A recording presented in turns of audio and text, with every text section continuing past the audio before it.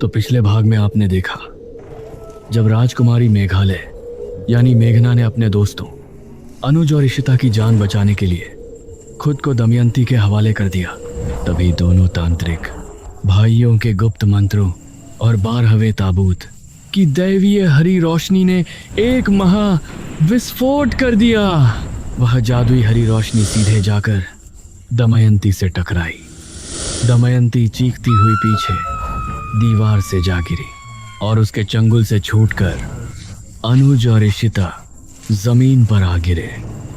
दोनों डर के मारे जोर जोर से हाँफ रहे थे, लेकिन खेल अभी खत्म नहीं हुआ था। पूर्णिमा की रात अपने चरम पर थी और दमयंती की सदियों पुरानी नफरत इतनी आसानी से हार मानने वाली नहीं थी। अचानक गुफा के अंदर एक डोर भयानक काली आंधी चलने लगी। दमयंती की आंखें अब लाल से पूरी तरह काली हो चुकी थी। उसने गुस्से में कांपते हुए कहा, तुम तुच्छ इंसानों को क्या लगा? इस मामूली भस्म और रोशनी से तुम सदियों पुरानी दमयंती को कैद कर लोगे? आज रात तुम सबके साथ बीरमपुर और जनकपुरी का नामो निशान मिट जाएगा। दमयंती ने हवा में हाथ लहराया, जिससे गुफा के बड़े बड़े पत्थर हवा में उड़ने लगे। एक भारी पत्थर सीधे आकर दृश्यधर बाबा के सिर पर लगा और वह लहूलुहान होकर जमीन पर गिर गए। उन्हें गिरता देख गिरधर बाबा चिल्लाए, भैया। अनुज ने घबराकर मेघना का हाथ पकड़ा और बोला, मेघना, यहाँ रुकना मौत है, हमें किसी भी तरह बाहर निकलना होगा।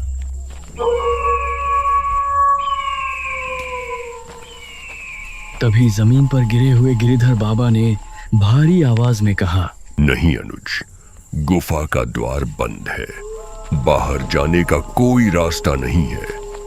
आज रात या तो दमयंती बचेगी या ये संसार। मेघना, तुम्हें अपने पिछले जन्म की उस अधूरी शक्ति को जगाना होगा जिससे तुमने इसे पहली बार इस ताबूत में कैद किया था। इससे पहले कि मेघना कुछ समझ पाती, दमयंती ने एक भयानक मायाजाल रच दिया। गुफा की दीवारें अचानक गायब हो गईं और चारों तरफ सिर्फ गहरा घना अंधेरा छा गया। उस अंधेरे में से सैकड़ों रोती हुई रूहें बाहर निकलने लगी। वो उन लोगों की रूहें थीं जिन्हें दमयंती ने पिछले 100 सालों में मार डाला था। इशिता चिल्लाई, मेघना, ये रूहें हमारी तरफ बढ़ रही हैं, ये हमें मार डालेंगी। अनुज ने अपनी मशाल से उन रूहों को पीछे धकेलने की कोशिश की, लेकिन मशाल की आग अचानक काली पड़ गई और बुझ गई। पूरी गुफा में सिर्फ दमयंती की भयानक हंसी गूंज रही थी। वो रूहें धीरे धीरे अनुज और इशिता के शरीर को जकड़ने लगी। दोनों का शरीर ठंडा पड़ने लगा, जैसे उनकी जिंदगी खींची जा रही हो। अपनी आंखों के सामने अपनों को तड़पता देख मेघना का सिर फटने लगा। अचानक उसे एक जोरदार झटका लगा और वो बेहोश होकर जमीन पर गिर गई। लेकिन यह बेहोशी मामूली नहीं थी। मेघना का दिमाग सीधे 100 साल पुराने इतिहास में पहुंच चुका था।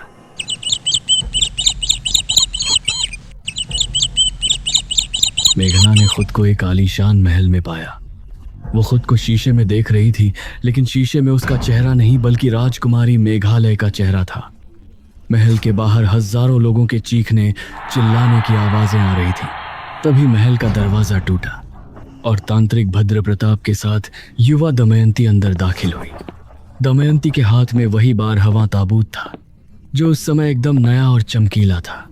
भद्र प्रताप ने हंसते हुए कहा, राजकुमारी मेघालय, आज तुम्हारी बलि चढ़ेगी और इस ताबूत की शक्ति से हम अमर हो जाएंगे। लेकिन राजकुमारी मेघालय डरी नहीं।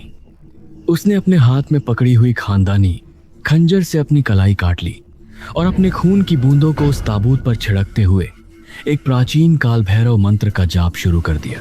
उस मंत्र की शक्ति इतनी भयानक थी कि भद्र प्रताप वहीं जलकर राख हो गया। दमयंती चिल्लाई, नहीं, तुमने मेरे गुरु को मार डाला, मैं तुम्हें कभी नहीं छोड़ूंगी। राजकुमारी मेघालय ने अपनी पूरी शक्ति का इस्तेमाल करके दमयंती को उसी 12वें ताबूत के अंदर धकेल दिया और अपने खून से उस पर ताला लगा दिया। लेकिन दमयंती ने बंद होने से पहले श्राप दिया था, मेघालय, मैं दोबारा आऊंगी, जब तू अगले जन्म में इस गुफा में कदम रखेगी, मेरा ये ताबूत अपने आप खुल जाएगा।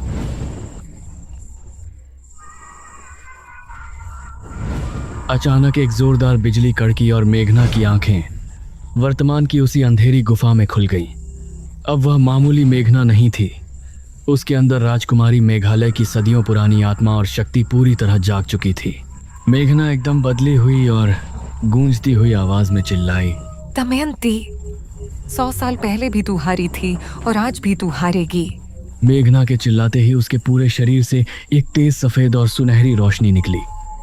उस जादुई ऊर्जा के फैलते ही दमयंती का बनाया हुआ रूहों का मायाजाल ताश के पत्तों की तरह बिखर गया। अनुज और इशिता आजाद होकर जमीन पर गिर गए। दमयंती उस रोशनी की तपिश से झुलसने लगी और पीछे हटते हुए बोली, नहीं, ये ऊर्जा, ये तो वही रूप है, ये नहीं हो सकता। तभी होश में आते ही ऋषिधर बाबा चिल्लाए, गिरिधर, यही मौका है। दमयंती की शक्तियां कमजोर पड़ रही हैं। ताबूत के चारों कोनों पर तंत्र कीलों को गाड़ दो। मेघना, अपना हाथ आगे बढ़ाओ और ताबूत के केंद्र पर अपना खून अर्पित करो, तभी यह हमेशा के लिए सील होगा। दमयंती ने जब देखा कि उसका अंत करीब है तो वो पूरी तरह पागल हो गई। उसने अपनी बची कुछ ही सारी काली शक्तियों को इकट्ठा किया और एक खूनी साए में बदलकर सीधे मेघना की गर्दन काटने के लिए झपटी। लेकिन तभी गिरिधर बाबा बीच में आ गए। दमयंती के नुकीले और खूनी नाखून सीधे गिरिधर बाबा के सीने के पार हो गए। चारों तरफ खून के फव्वारे छूट पड़े। दमयंती, तेरी मौत आ चुकी है।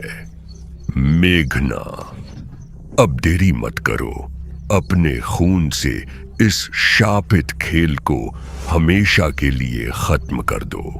गिरिधर बाबा ने अपने प्राणों की आहुति दे दी, लेकिन दमयंती को 1 सेकंड के लिए हिलने तक नहीं दिया। मेघना की आंखों में आंसू थे, लेकिन उसका इरादा फौलाद जैसा था। उसने बिना एक पल गंवाए गुफा में पड़े एक नुकीले पत्थर से अपनी हथेली को गहराई से काट लिया। उसने अपना खून से लथपथ हाथ सीधे उस खुले हुए 12वें ताबूत के बीचों बीच रख दिया और पूरी गुफा को हिला देने वाली आवाज में मंत्र पढ़ा, ओम नमो काल भैरवाय स्वाहा। मंत्र पूरा होते ही ताबूत के अंदर से एक भयंकर काला चक्रवात निकला, जो एक वैक्यूम क्लीनर की तरह दमयंती को अपनी तरफ खींचने लगा। दमयंती हवा में हाथ पैर मारती रही, चीखती रही। उसकी चमड़ी जलकर काली पड़ने लगी। वह आखिरी बार पूरी ताकत से चीखी, मैं वापस आऊंगी मेघालय। अगर मैं इस ताबूत में सड़ूंगी तो मेरा बेटा इस दुनिया में तबाही मचाएगा। मैं फिर आऊंगी। गुफा में अचानक एक गहरा सन्नाटा छा गया। काली आंधी पूरी तरह रुक गई और गुफा के मुख्य द्वार को रोकने वाला भारी पत्थर अपने आप हट गया, जहां से सुबह की पहली किरण अंदर आ रही थी। अनुज ने घुटनों के बल बैठकर राहत की सांस ली और कहा, मेघना, सब खत्म हो गया, हम जीत गए। लेकिन इशिता रोते हुए गिरिधर बाबा के बेजान शरीर के पास बैठ गई। दमयंती का अंत हो चुका था और बीरमपुर हमेशा के लिए सुरक्षित हो गया था। मेघना, इशिता और अनुज भारी मन से बाबा के शव को लेकर गुफा से बाहर आ गए। सब कुछ शांत था। गांव में खुशियां मनाई जा रही थी। लेकिन जैसे ही कैमरा वापस उस सूनी और अंधेरी गुफा के अंदर बंद पड़े 12वें ताबूत पर जाता है, अचानक उस बंद ताबूत के ऊपर रखा हुआ गिरिधर बाबा का तंत्र कील अपने आप हिलने लगता है। ताबूत के अंदर से एक जोरदार थाप यानी खटखटाने की आवाज आती है और बैकग्राउंड में दमयंती की नहीं बल्कि किसी छोटे बच्चे की डरावनी रोने की आवाज गूंजती है और एक धीमी फुसफुसाहट आती है, माँ, मैं बाहर आ रहा हूँ। क्या दमयंती का बेटा सच में जिंदा है?